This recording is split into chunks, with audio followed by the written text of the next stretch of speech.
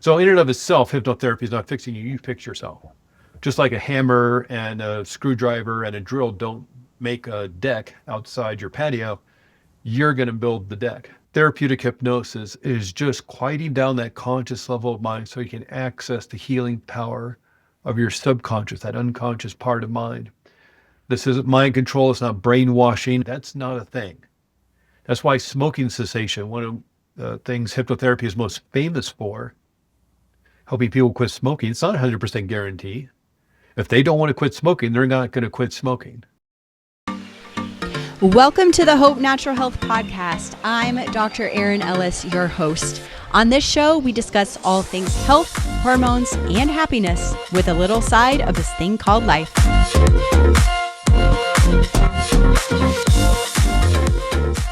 Today, I'm joined by Craig Merriweather, a certified clinical hypnotherapist, medical hypnosis specialist, and mindset coach. Craig is the founder of Arizona Integrative Hypnotherapy and has spent more than a decade helping people work with the subconscious mind to shift patterns around stress, anxiety, trauma, and confidence. Through clinical hypnotherapy and neuroscience-based techniques, he helps people identify the deeper patterns driving their emotions and behaviors so they can create meaningful and lasting change. Craig works with individuals around the world, helping them reduce anxiety, overcome fear, and reconnect with a greater sense of clarity and confidence. Welcome to the show, Craig. Dr. Aaron, thank you so much for having me on. I really appreciate it. I know this is an unusual topic, so I'm ready to dive in and have a conversation. Yeah, I don't think Yeah, there's anything unusual about it. I love the subconscious mind. I talk to patients about it all the time. Anxiety, breath work, all of that stuff. So excited to yeah. dive in. But before we talk more about your specialty, give us a bit about your background and how you got into doing this. Well, the background starts with my own personal healing. I struggled a lot with depression and anxiety as a kid, especially the teenage years. And this is the 1980s we're talking about. Graduated high school in 1985, and so there's no internet. And even those SSRI drugs, the antidepressants like Prozac, that didn't really come out till the 1990s. And so really it's whatever book you could find at the library, whatever book you could find at the bookstore, let your fingers do the walking and go through the yellow pages, the phone book to try to find a talk therapist. Certainly a 14-year-old's not going to ask his friends around lunch what talk therapist they're going to, if anybody has any recommendations. So it's more of just struggling through it. There wasn't much help out there because nobody really talked about it. Mm-hmm. There was kind of the hidden issues of life that just weren't put out there, and so it was really the kind of resurgence of the personal development self-help movement in the 90s. Tony Robbins was becoming super popular. This book, Awaken the Giant Within, Oprah's daytime show is becoming super popular, and she was doing a lot of personal growth, self-help kind of shows on. And then as the internet starts coming out in 96, 97, these antidepressants started arriving.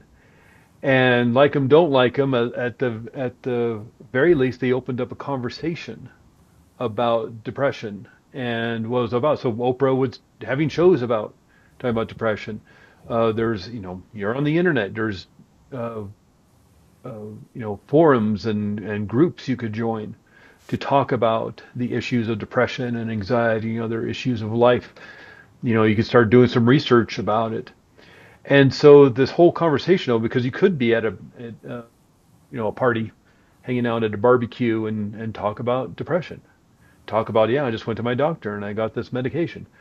And the conversation, by opening up and kind of widening that ability to discuss and access information, I just started doing even more work about it. I was using, well, I had gone to talk therapy and it's very helpful, very useful, very healing. One of the aspects of this work is, well, if you don't kind of know the core issue, then you're just kind of healing and resolving surface level issues, which again can be very helpful. But in terms of those core issues that may be, behind the veil of that unconscious part of mind, what people were talking about in terms of, like articles in magazines and blog posts and interviews on TV shows, like, well, here's some things you can do to change your life. and there'd be like bullet points, 5 bullet points of here's the things you can do to change your life. One of them was always hypnotherapy. Hmm. And all these people I was following, maybe people in chat groups and things like this, talking about hypnotherapy. And so I finally, thought maybe since all these people that I follow, that I read, that I trust, were talking about it, maybe there's something I could do. And now, I'm in my 20s and getting into my 30s, and I'm still struggling with this stuff. I'm working on it, but it's still not resolving in a way that was, kind of helpful to me. And started using hypnotherapy, and I did some deep, deep healing work and resolved a lot of issues by tapping into the power of my own subconscious mind.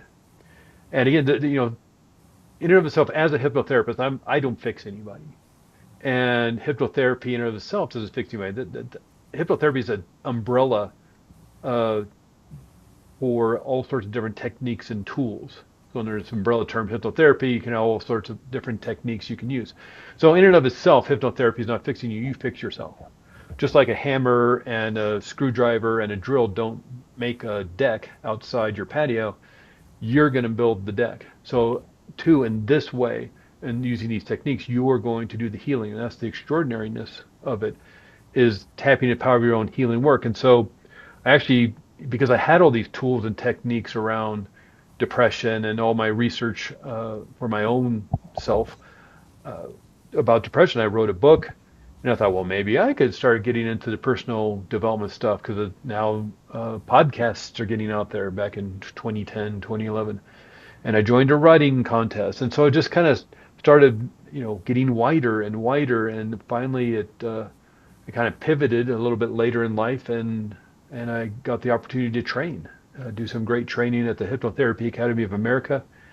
Uh, so, 2.5 months, 9 a.m. to 6 p.m., Monday through Friday for 2.5 months, 500 hours of this great training of clinical hypnotherapy, helping people release and resolve and heal the aspects around trauma, whether it happened a month ago or maybe 50 years ago. Uh, hurt, pain, anger they may be dealing with, building confidence in various areas of life, as well as the more medicinal side of it, of medical hypnosis, like pain management and healing acceleration, things like that. So it was this kind of slow drip. I'll be hitting 59 years old here in a few months, and so it's been this slow drip over the last, well, I don't know, 40 years or so, of trying to find ways of healing my own hurt and pain to now, helping people do it for themselves as well. Love that. Great Yeah. story. Yeah. So Thanks. awesome. Yeah. So let's chat about hypnosis. So when people hear that word, they might after picture the stage hypnosis Yeah. or, losing control and you're like lifted, up in the air. Oh, yeah. Yeah. So can you walk us through like what actually hypnotherapy is and what someone really experiences during a session? Sure. Yeah, and it's really unfortunate because as amusing as the movies and TV shows are, and I get it, to move a plot point forward, how are you going to get Jason Bourne to assassinate the prime minister? Oh, we'll hypnotize him. I get it.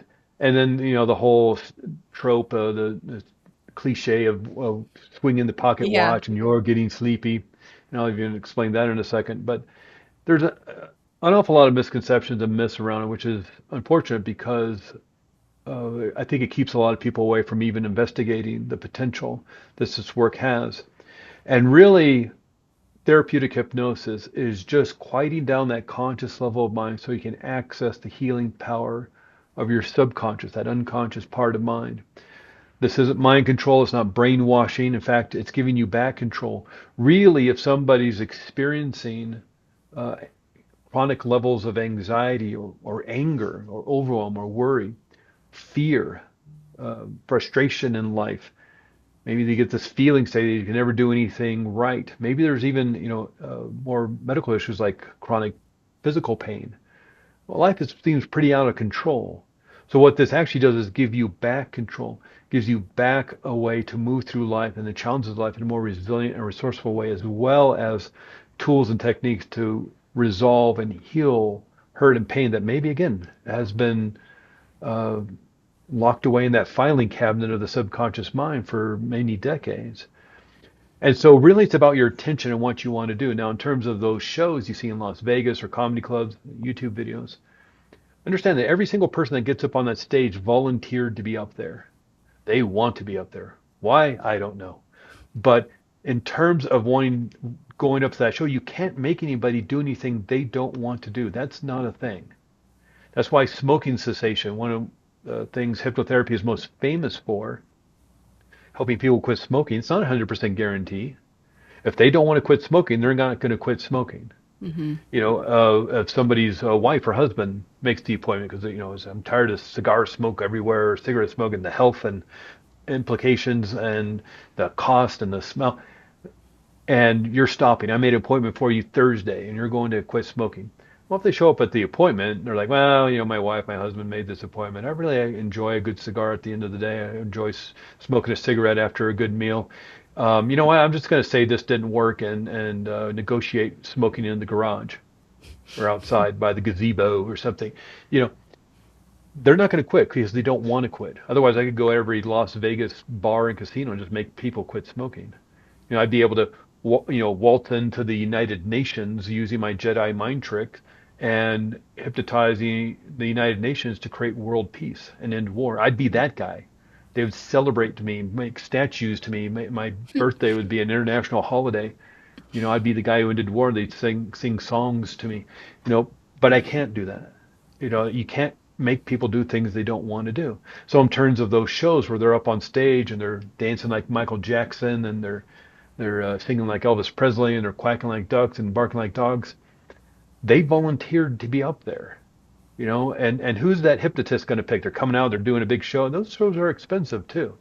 Are they picking the introvert in the back of the room, sitting in the shadows, sinking down in their chair, trying to hide? Or are they picking the extrovert who got there early to sit in the front row so they could, jump up and down, pick me, pick me, pick me? One of those two people is going to do a better show. And you also notice when they do those shows, they pick about 10, 12 people to get up there because a couple of them are going to be excused because they can't do it. They're too Yeah. nervous now. Even if they wanted to be up there, they get up there, it's like, there's all these people staring at me with their phones out and cameras and big lights. Or maybe they lost a bet. If you lose the bet, then you have to go up on stage. And then you get up there and like, they're going to be excused from the stage because they can't do it. You know, the guy, the hypnotist, they need to give a good show, and so they're going to Mm-hmm. bring up people who are going to have fun with it. Mm-hmm.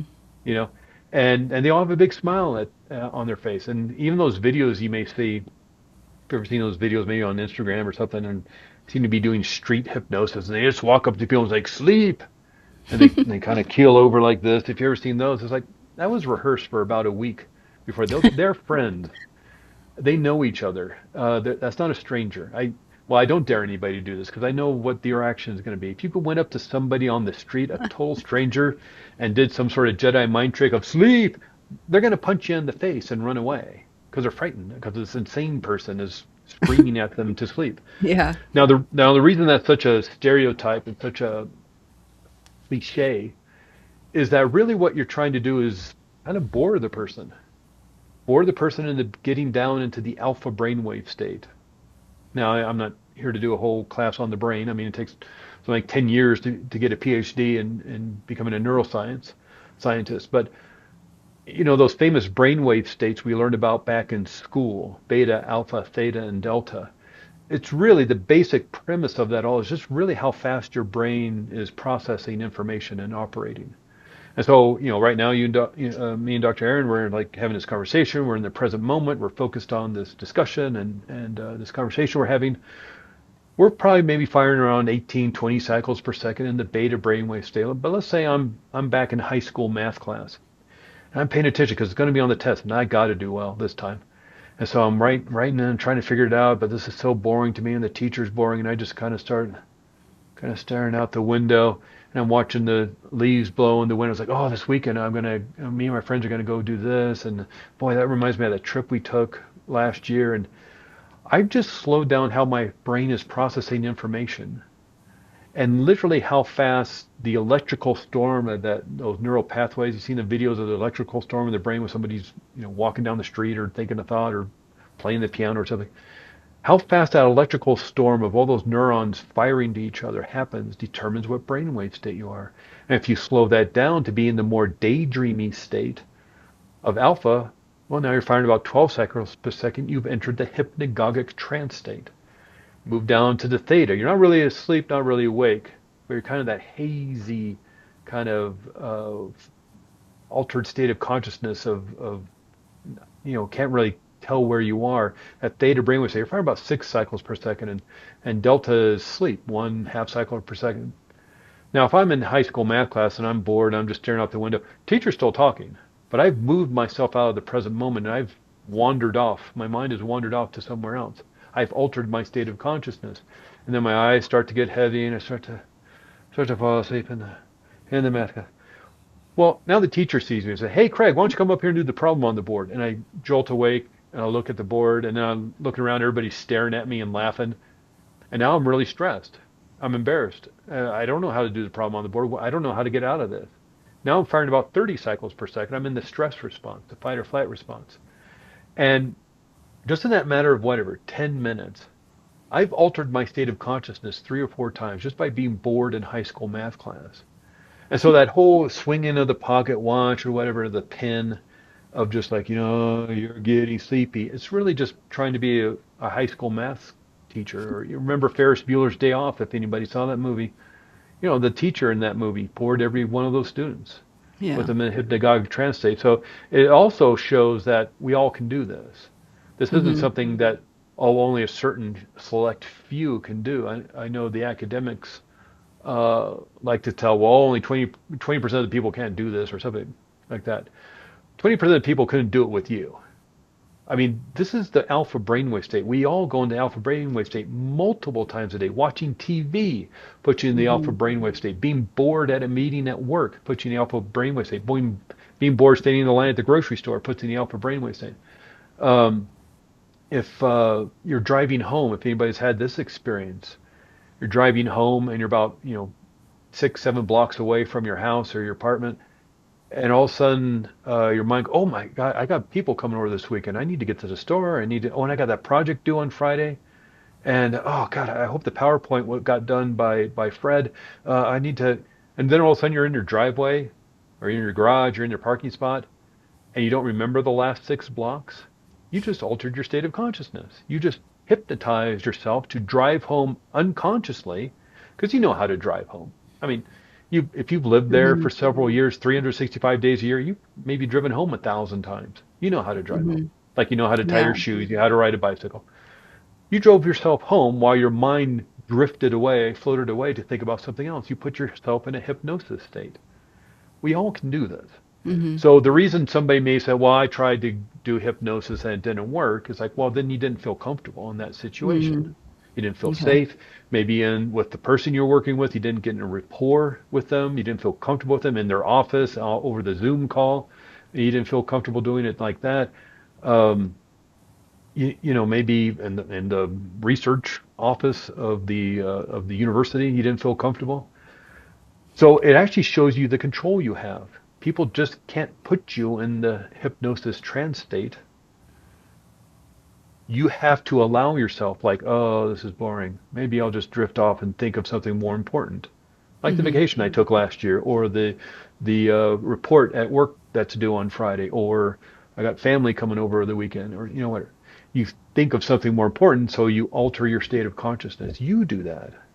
Now Yeah. somebody else could do it because they're, you know, maybe doing a boring speech or teaching. I don't mean to pick on high school math teachers, um, but in terms of this, you can, if given permission, help somebody move into that state.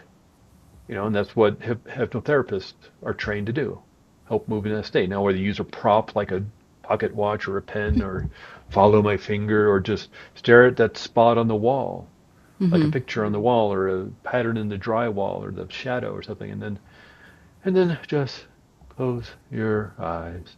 You know, it's something we all do multiple Yeah. times a day. So Yeah, take for advantage sure. of it. Yeah. So I want to definitely touch on a couple things because This is very pertinent to the patients I see in office, my audience. So many women that I work with are dealing with chronic stress, burnout, anxiety. So, from a hypnotherapy perspective, what is actually happening in the subconscious mind when they feel stuck in that stress response? Yeah. Yeah. The subconscious mind, extraordinary piece of you as a human being.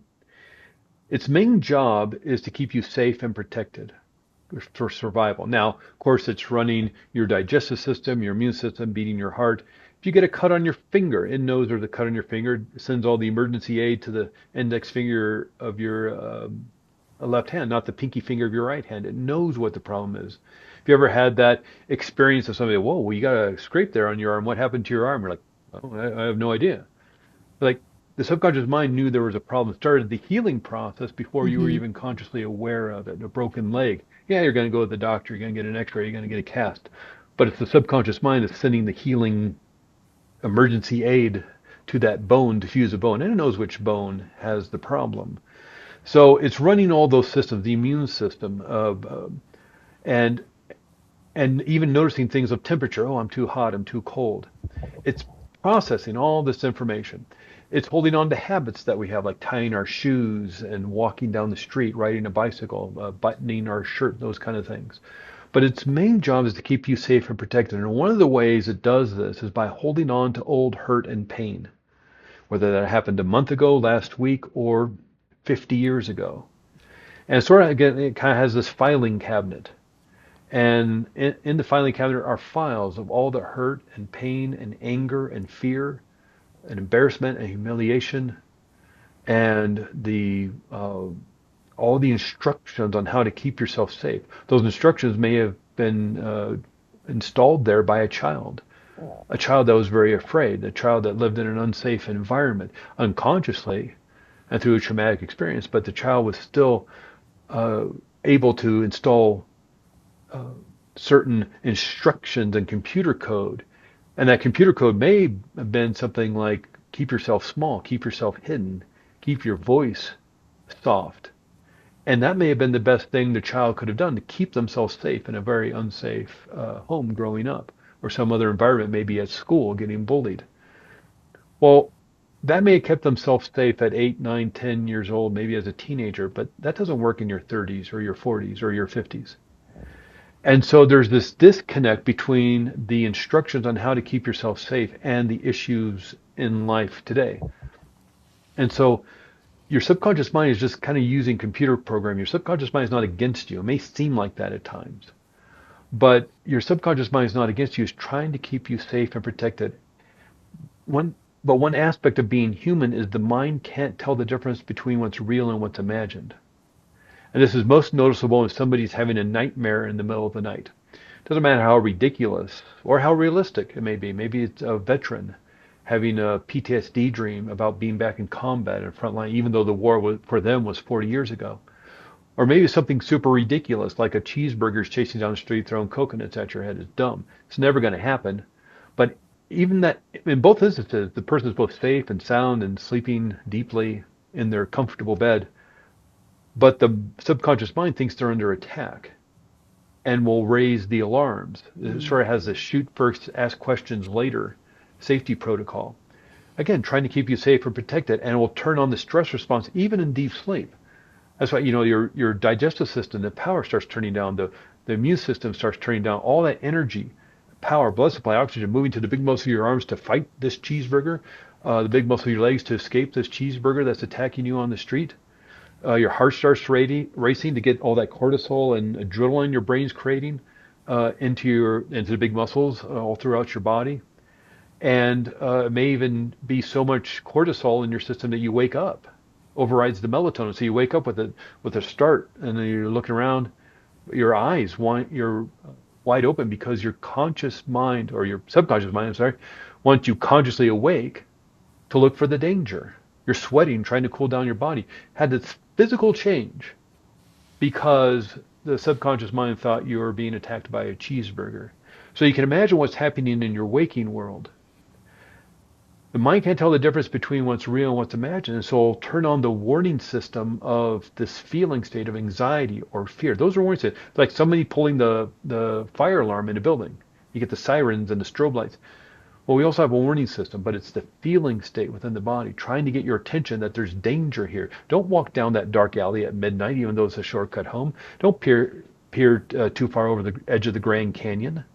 Don't pet that rattlesnake. That's not your friend. Don't pet the lovely grizzly bear. It's not your friend. So we have this system, which is very important. We don't want to walk down that dark alley. We don't want to pet the grizzly bear. But there's also the aspect that my mind can't tell the difference between what's real and what's imagined with these safety instructions, possibly set up by a frightened child, a hurt child. You can start seeing how maybe some of these things starts to be malleable and the gears start to get cranking up because it's not operating well anymore. Trying to run safety programs set up by a frightened 8-year-old as a 38-year-old. And so that's the subconscious mind. It's this part of mind that, yeah, it's running our immune system, our digestive system, healing cuts and wounds and Mm-hmm. holding on to habits. But its main job is to keep us safe and protected and emotionalizes those to get our attention. The conscious mind, that's the logical mind, the analytical mind, the mind that sets up your goals and the plans to achieve those goals. But what neuroscience says, has been telling us, is that conscious mind, the conscious mind only makes up 5% of mind. Subconscious mind, that unconscious part of mind, is making up 95% of mind. So when there's conflict between the logical mind and the emotional mind wins every time. That's why it can be very frustrating when this doesn't make any sense. I don't know why I'm angry all the time. I don't know what I'm afraid of. It's just there. It doesn't. I'm anxious all the time, and I don't know why. Life is great. My family is great. Work is doing well. I'm just angry all the time. I'm anxious all the time. Well, you do know. It's just patterns within the subconscious mind that may be getting out of hand, and there may not be a logical reasoning behind it because the logical mind is not in charge. The emotional mind is in charge. Another aspect of being human that kind of frustrates the situation is what you practice, you get better at. If you're feeling stuck, you're feeling blocked, you're feeling anxious, like chronically anxious, chronically stressed, chronically overwhelmed, and frustrated and disappointed and angry, what you practice, you get better at, which is great if you're practicing the piano or the guitar, or you're learning dance, or you're learning martial arts, you're learning to walk as a child. But it's not great if you're practicing fear, if you're not practicing anxiety. You're literally wiring that into your brain. But this doesn't mean it's going to take decades and decades to fix. There's some great research that shows you can start rewiring your brain in just about a week. And University College of London says it takes about 66 days to create that habit. Hmm. So that's like 2 months. Taking Yeah, it's about not five, long. 6 days to notice that your brain is literally changing and creating new wiring. So the healing work doesn't have to take a long time. But in terms of sometimes getting frustrated by maybe the healing work not being as effective as you'd like it to be, maybe because there's something within the subconscious mind that's not getting resolved and not Mm-hmm. getting healed. And what's empowering about all this um, is that even if that stuff was put in there by a frightened child, a hurt child in pain, and it was done unconsciously through traumatic event, well, you're the one who put it in there, and that's not to say it was your fault. Certainly not. It wasn't fair, and it shouldn't have happened, and it's not to blame the victim, but it becomes actually very empowering because if you're the one who put it in there, into that filing cabinet, you're the one who can take it out. And that's what this work is all about, to kind of bring it back full circle. Um, I know we're getting kind of towards the end here, but the full circle is like you're in charge, you're in control. It may seem like you're Mm-hmm. out of control at the moment, but with the warning system going off, it's sort of like, the smoke alarm going off every time you make toast. It's like there's something not, working well Mm-hmm. within that system. And so it needs to get resolved. And so that's what's great about hypnotherapy. And in and of itself, like I started off with a beginning, I'm not here to fix anybody. And hypnotherapy in and of itself doesn't fix anybody. You fix yourself. Because who better to know what the problem is than you? And Yeah, who better to know what to do about it than you? And that's the power of these techniques. for sure. Yeah. So, speaking of techniques, for those that need to relax, slow down, but like Mhm. their mind keeps going and racing. Are there any simple techniques that someone could use to Sure. calm their nervous system when they feel overwhelmed? Yeah, let me give you a real quick one. Really simple, really easy. Do not let the simplicity and ease of this fool you. This is very powerful. But you can teach your kids how to do this afternoon. You can teach your friends how to do it this afternoon. That's how simple this stuff is. But it resets your nervous system and literally hacks your brain so you start creating the chemistry of oxytocin, serotonin, and dopamine. Very simply, it's called 3-2-1 reset.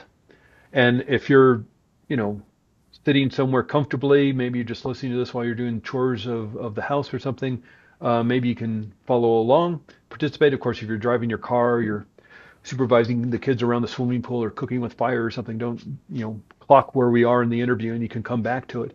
But if you have the ability to do this with us, go ahead and join along if it's safe for you to do so. The three stands for three slow, gentle breaths. Now you can do 4, 5, 10 if you'd like, but the deep breath, especially when you're anxious, will signal from the body up to the brain that you're safe. I know that's the most obnoxious thing to tell a person who's panicked, who's afraid, who's anxious to take a deep breath. But it's usually one of the best things you can do. One of the reasons why, well, one is we're starving ourselves of oxygen because oftentimes when we're in that stress response, we're shallow breathing. If you're out in Alaska and you out in the the back country there, out in the woods, and you turn the corner, there's a grizzly bear there. You're not going to take a deep breath in and close your eyes. Ah, no, you're going to like, and you're going to either hold your breath or start breathing shallowly to get that oxygen to the legs to get out of there, or to your arms to potentially have to defend yourself. You're not going to close your eyes. You're going to tunnel vision right on that bear, then tunnel vision onto the, where you're going to run to and or the tree you're going to climb. So the opposite of that, the deep, slow, gentle breath, closing of the eyes if it's safe for you to do so, is actually signaling your brain that you're safe.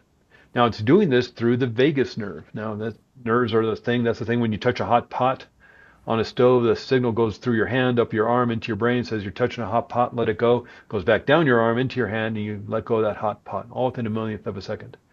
The vagus nerve is the 10th cranial nerve. People have heard of this, the vagus nerve. Stimulate the vagus nerve, you create vagal stimulation to relax the body. Well, that's because the vagus nerve is a big part of the parasympathetic nervous system, the relaxation response. You got the sympathetic nervous system, the stress response, fight or flight response, parasympathetic relaxation response. The vagus nerve is a big part of that. Vagus is Latin for wanderer because it attaches to the eyes and to the ears and the muscles of your jaw, where a lot of us keep a lot of our stress and tension. Goes past your vocal cords, attaches to your heart, to your lungs, and to your gut. By breathing slowly, gently, easily, and smoothly, you can stimulate the vagus nerve, therefore activate the parasympathetic. How simple is this? You can start stacking things like, if it's safe for you to do so, closing your eyes while you're taking a deeper breath in. If, again, it's appropriate, you can exhale with a sigh out of your mouth, like, oh. The vagus nerve goes past the vocal cords. You vibrate the vocal cords, you sympathetically vibrate the vagus nerve. Stimulate the vagus nerve, you activate the parasympathetic. So you can start stacking these things one on top of the other. Again, a lot of us keep our stress and tension in our jaw. We clench our jaw, we grind our teeth. So jaw yoga, it looks silly. Don't do it at the dinner table. Don't do it in the middle of the meeting at work. But you can stretch your jaw out, move it around, loosen up those muscles. Roll your shoulders. A lot of us keep it in our shoulders too. So, oh, you draw that deep breath in. Ah. And again, I know this is silly. You're not going to do it in the middle of a meeting at work, but if you can find a private place, loosen up, put yourself in a state of a calm, peaceful nervous system. And so that's three slow, gentle breaths. Maybe add on some of those extras to it if it's appropriate for you. Start stacking those things. But and of course, we're breathing in deeply into the abdomen. And these lungs of ours are huge. The reasoning behind is this brain of ours is like 2% of our body mass, something like 3 pounds of our overall body weight, takes 20% of the energy, 20% of the oxygen we breathe in. We need that much oxygen. If you're not breathing well, if somebody's afraid and even holding their breath, you're not giving the brain the nutrients it needs for operating. And so by breathing in, you can fuel, nurture your brain with the oxygen it needs for calm, rational thinking. So slow, gentle breath. The two is we're going to create bilateral stimulation. When the brain is feeling that panic or that overwhelm, that anxiety, it's lighting up a part of the right side of the brain. So by kind of moving your body left and right, here's my little squeezy ball, maybe a racquetball, a tennis ball, a pen, a water bottle, moving it back and forth like that, or drumming on your knees. We want to move both sides of the body because then we operate in both hemispheres of the brain. This skull of ours, this head of ours, can only hold so much blood supply and oxygen, nutrients, and fuel. So when a big alarm system goes off like anxiety and fear, it's going to absorb a lot of that. So by moving your body, even just very simply like sitting in your chair, moving your hands back and forth, passing a ball back and forth, um, you can operate in different hemispheres of the brain. It pulls it away. So we're going to create bilateral stimulation by grabbing our shoulders. Yeah, walking is a biostimulation. Riding a bike is bilateral stimulation. But we're going to grab our shoulders and creating this bilateral stimulation. You also notice that this is a hug, of course. They say the human being needs something like 5 or 6 hugs a day. Well, you can give it to yourself if you're not getting that many. And while you give, this is like a somatic exercise of using the body. As you hug yourself, you're actually sending signals from these nerves in your hands and your arms that this is loving, nurturing, healing touch. If someone is feeling anxious, they'd start creating the hormone GABA, which would dissipate and evaporate all that adrenaline and cortisol. So the brain now creates oxytocin, serotonin, and dopamine, the happiness chemistry. You're literally hacking your brain, resetting your nervous system, hacking your brain, and then we're going to think of somebody we want to give a hug to. The mind can't tell the difference between what's real and what's imagined. And even though you're hugging yourself and using this foundation of this actual hug, you're going to think of somebody or your dog or your cat, or maybe you had a bunny rabbit or a guinea pig as a kid. You're going to think of somebody you want to give a hug to. Even though they're not right there with you, you could pretend, whether it's a family member, a good friend, maybe it's somebody who's no longer with us, your grandmother, your grandfather, somebody you admire, an author, singer, actor, something, a teacher, maybe somebody from history, Mother Teresa or Mahatma Gandhi or somebody. Grabbing your shoulders, closing your eyes if it's safe for you to do so, and pretending you're hugging somebody will literally reset your nervous system, hack your brain, flooding it with the joyful happiness chemistry of oxytocin, serotonin, and dopamine, all within about 5 minutes. I know I took a bit of time to explain a little bit of the biology of what's going on, the physiology of it, but you can teach a kid how to do that. Really simply. You can do it around the dinner table before you start dinner. Let's all just take a moment to reset ourselves, reboot. Mm-hmm. And you can do that before a test at school. You can do it sitting in your car before you walk into work. You Mm-hmm. can sit in your car before you walk back into your house after a really long, bad day at school or work or wherever. And just like, I need to center myself, ground myself, reboot. And it's a great exercise to do it. Super simple, super easy, 5, 6 minutes. Do it for 15 minutes. Do it for half an hour Yeah. if you want. But you just do it for 5, 6 minutes. And guess what? What you practice, you get better at. Yep. You just literally start rewiring yourself for that feel good state. Love that. And it's Yeah. free. And it's free. It's absolutely free. There's no copyright to Nope. that. There's no trademark to it. There's no patent to it. Yeah. It's just sort of like, we should have gone this manual, like you get a manual when you get your car Yeah. to tell you how to operate your car and fix your car and all that stuff. We should have gotten one of those, but we didn't. But Nope. there's all these wonderful exercises to help you restore and reset, and that's a great one, easy one to do. Love that. Well, Yeah. we could probably talk for Yeah. a lot longer, but we'll wrap it up with one guest that I ask all my podcasts. One question I ask all my podcast guests: what is your best or favorite health tip that you could share with the audience? Well, best tip is get a good night's sleep. And if you're not getting a good night's sleep, you really need to see somebody like Dr. Aaron, go to a sleep clinic. You need to get good sleep. But in terms of kind of more focusing on the work I do, it's really that the mind can't tell the difference between what's real and what's imagined. And what you practice, you get better at. Meaning, if you don't feel confident, if you don't feel like you're worthy, you could pretend. and it'll literally reset your Hmm. entire system. If you practice that, pretending that you are worthy, pretending that you are Hmm. lovable, pretending that you are the most awesome person in the world, even if you're maybe you never felt peaceful or calm in Hmm. your life. Maybe you grow up in a really intense situation. What if you pretended? What would Yeah. it be like to spend a month at a Buddhist monastery in the Himalayas? What would it be like to spend rent out the uh, island of Kauai, and it's just you on the island of Kauai, and you had it to yourself? What would that be like? What if you had an all-inclusive resort that was just for you on the moon? I know there's no all-inclusive resort on the moon. I know that's not possible. But what if you pretended there was? Just as a cheeseburger chasing down the street throwing coconuts at your head can change your physiology, Hmm. wouldn't an all-inclusive resort on the moon run by minions serving you wonderful drinks also change your physiology to create peace and calm, maybe Yeah. even a bit of joy in your life because there are minions running around or something? So you can fake it till you make it. That's a real thing, and really reset your nervous system, literally start changing the way your brain is wired for this stuff. Love that.